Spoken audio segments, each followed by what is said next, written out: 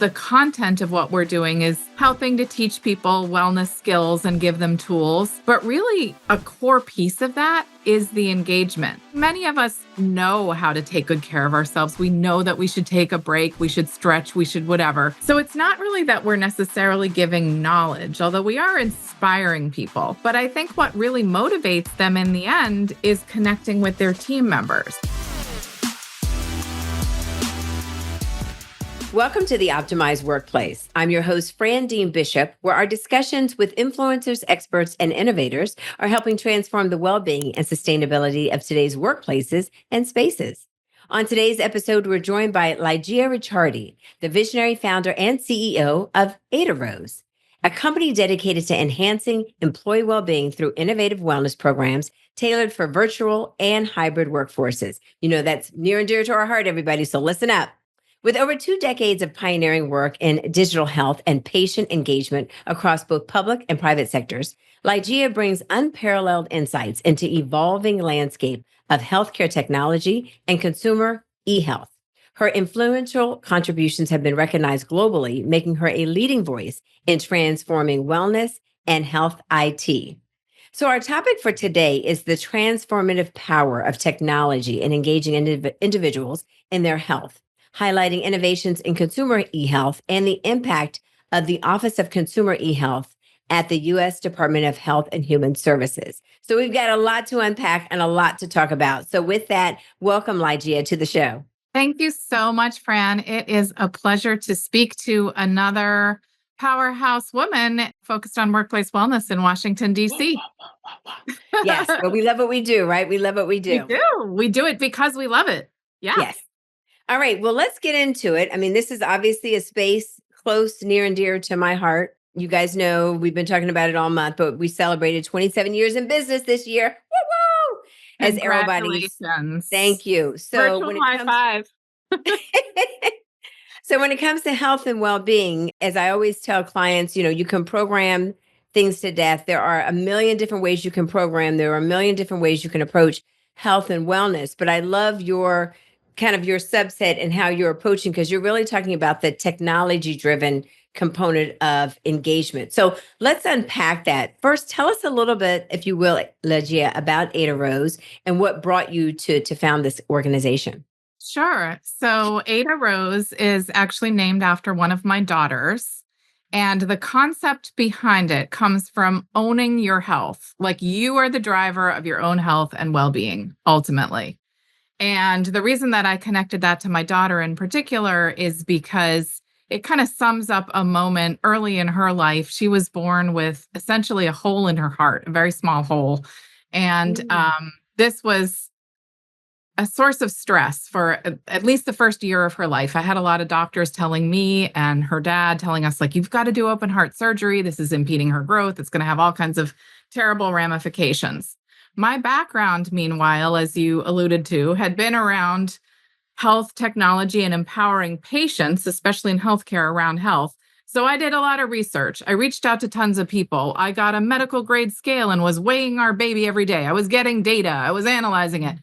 Bottom line, we worked with some other experts. So I'm not in favor of just going off road and saying, like, no, experts, I got this. But like, you've got to work within the healthcare system to make sure that it fits your needs. And that's what we did with our daughter. And what we did was, instead of doing open heart surgery, we decided to do watchful waiting. And she's now a healthy 15-year-old who plays soccer and runs track. So she's doing good. She's never had surgery. She still has a hole in her heart, but it is very small and her heart is bigger. So it's all good.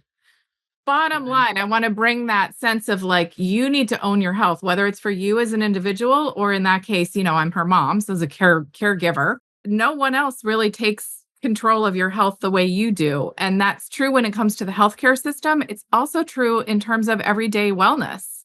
No one else is going to make it easy for you to kind of take care of your body and mind in the ways that it needs and that you need. And in fact, a lot of our modern work world, I think, conspires against us. We spend many hours, many of us. And my company, AdaRose, focuses especially on companies that have a lot of desk-based workers. So people who sit at screens all day and type, and they're on Zoom and they're on the phone, and they're thinking a lot and they're stressing a lot and there's a lot of deadlines, not moving your body, often just eating what's convenient over your keyboard. You know that drill, right?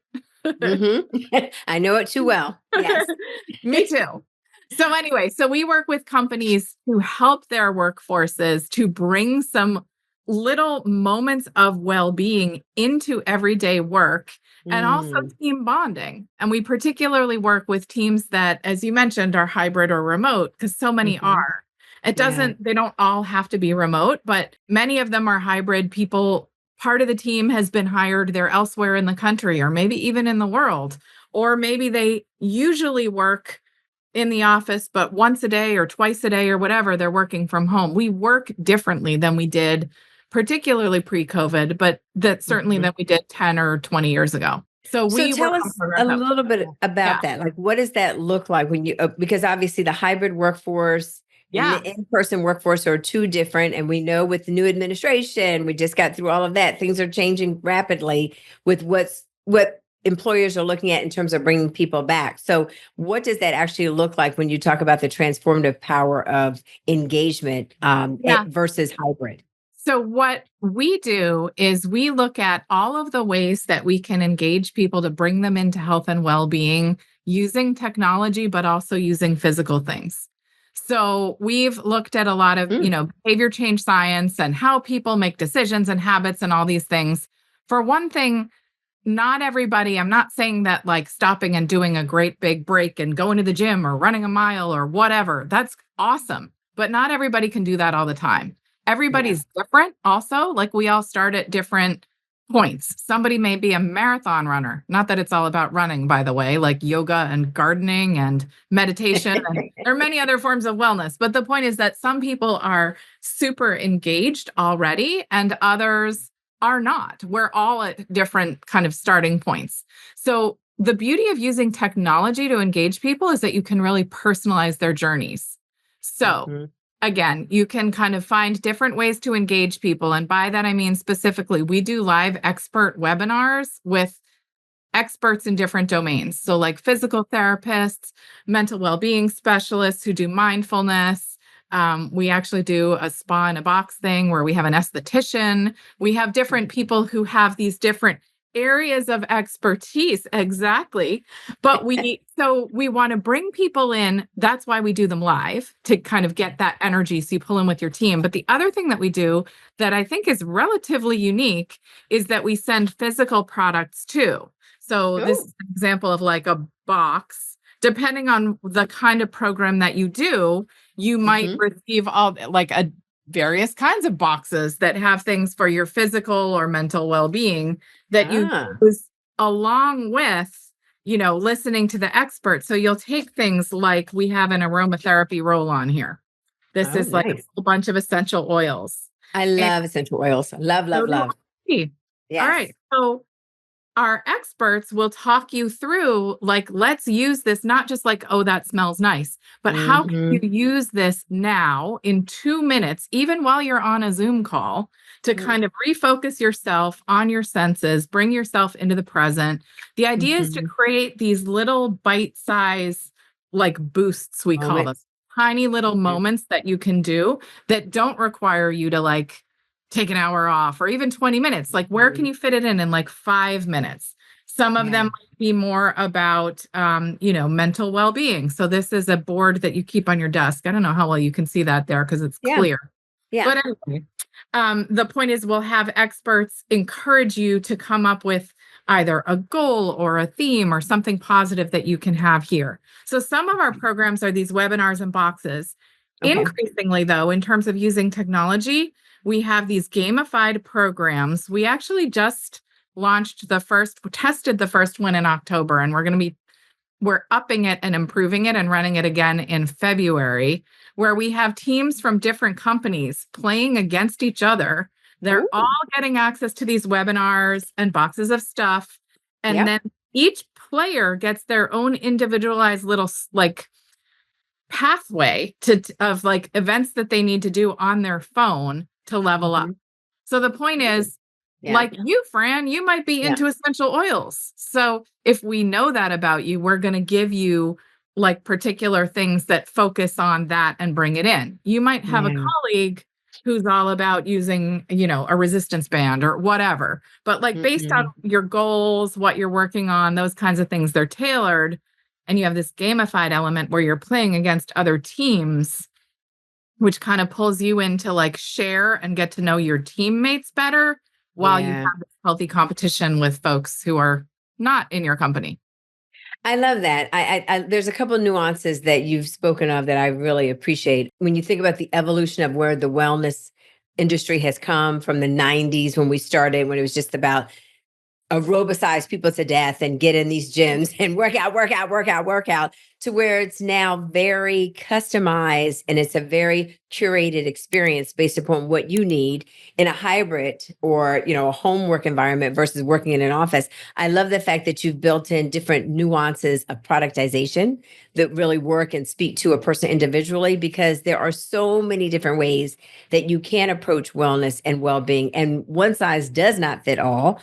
And I'm really happy to hear that you guys are doing that, but also that clients are recognizing that, right? If you've got an employee work group of 1,000, let alone 10,000, let alone 50,000, the way in which you approach a person's mental health, their workplace capacity, their capacity for just management of self and self-care needs to be on a hierarchical basis, very, very different. And there's layers to that, because depending on a person's journey into wellness, they could be beginners, right? Elementary. And so some things are intimidating, or they could be experienced and long term. So there's different nuances. So I love that. If you are enjoying this segment or any of the segments that you've heard thus far on the Optimized Workplace, please be sure to join us here below and just follow us on the Optimized Workplace. We really want to not only drive our viewers and listeners, but we also want to share it. So if there's others that like us, please here, join and listen, subscribe on a regular basis, but also share the podcast. We'd love to have you back. I'd love to shift the lens though a little bit, because you're an expert in this field and you get it soup to nuts with regards to what's happening in the workplace of wellness. What is your thoughts around digital transformation and using digital transformation for well-being? Because my lens that I see it from is that there are so many different types of technology. It's on the wrist, it's on the computer, it's on your laptop, that we're apping people to death, right? So that's been I talk about that. I talk about it on stage. I talk about it here on the Optimized Workplace. But I do think that there's a degree of apping people to death in terms of their health. I'd love to hear your You asked such stance a on good that. question. So, yes, I agree with you. And even though, in a very general sense, I am pro technology, like my career has been about like, what can you do with technology? I don't think throwing technology at something is inherently good. I don't think technology is inherently good. It's about how you use it. Yeah. And you're right. I do feel like we're apping people to death. And so that's why in our program, we've made a point of having our digital programming be based on text so that people do not have to download an app. They don't have to, they basically get SMS text messages with like a nice picture and instructions about what to do. And they can share Oh, things I with love their that. colleagues, but it's all on Yeah. your phone because we know people aren't going to or don't want to download an app. So I think Yes. that's essential. And your insight is totally right. I Yeah. think. I Yeah. mean, I think that everybody's so busy. And that's everybody from employees, even like how do we make it easier? How do we remove the barriers to doing Mhm. what you want to do, which is like part of that is making it fun, making it easy, putting it in small chunks, giving you these different things that you can hold or see or interact with in different ways. But yeah, like let's not put new barriers in your way, like making you download and learn a new interface, download an Yeah, app and learn a new way to, 100%. yeah. 100%. And it's not even the barrier so much as I think that there's people are trying to find ways to disconnect, but when technology is in your face, for instance, my husband and I just took a trip abroad in Europe earlier this year, and it was really nice to be in places where Europe is a little different. It depends on what country you're in, but there's not a TV everywhere you go. There's not a TV, Yes. at the gym, and then there's a TV at the restaurant, and then there's a Yes. TV in the bathroom, and then there's a I TV in the kind of hate airport. that. You know what I mean? And Yeah. so giving people that opportunity to step away from tech in a way that they can still soothe and take care of themselves, I think is really important.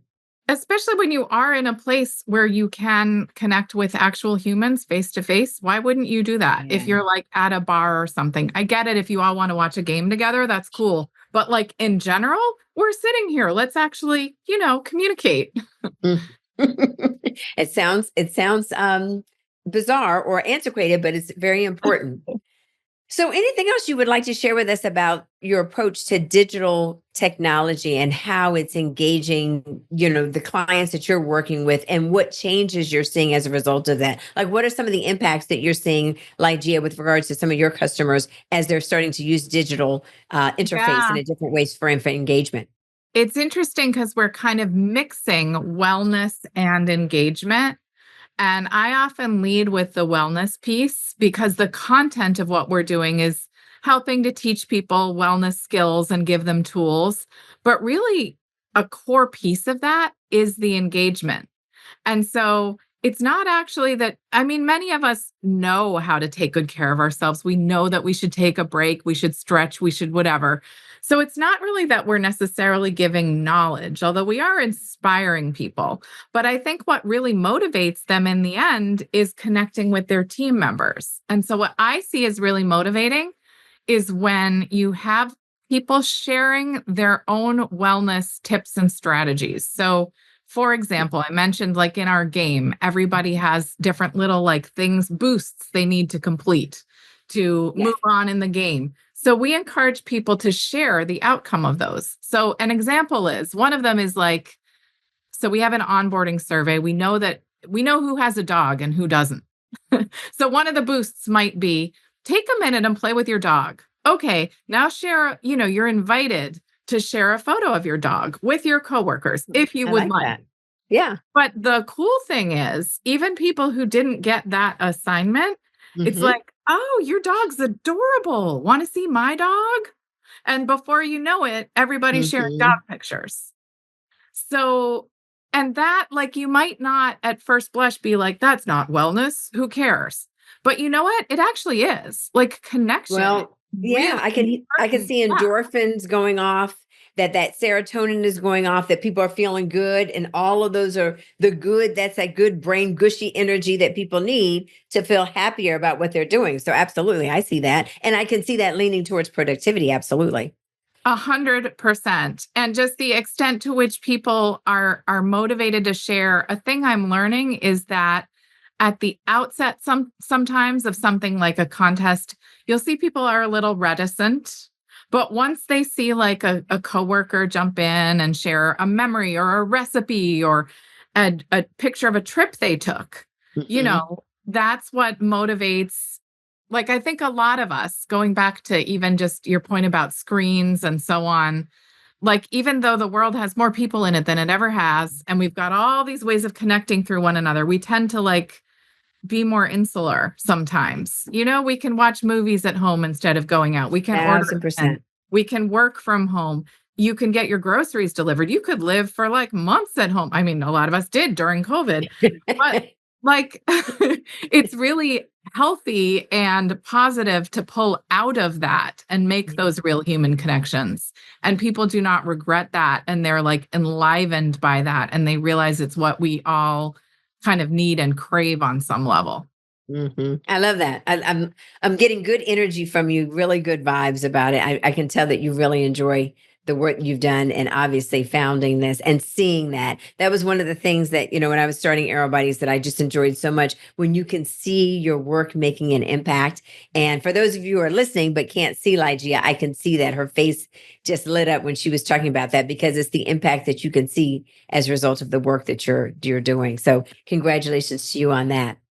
So, as we're winding down this conversation, one of the things I love to ask my guests at this time of the year, we're rounding into a new year.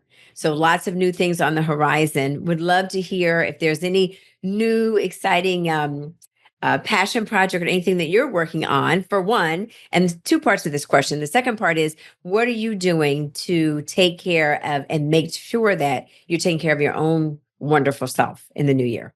Ooh, those are really good questions. All right, let's take number one.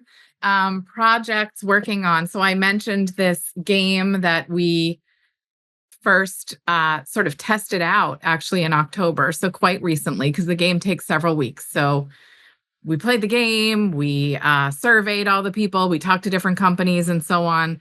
We're going to be doing another round of it in February, but it's not going to be just the same. Like, we took all the feedback from people and are building all these new features and finding ways to make it better while keeping it Okay. simple, mind you, because that matters. You won't see me Yes. building an app anytime soon anyway.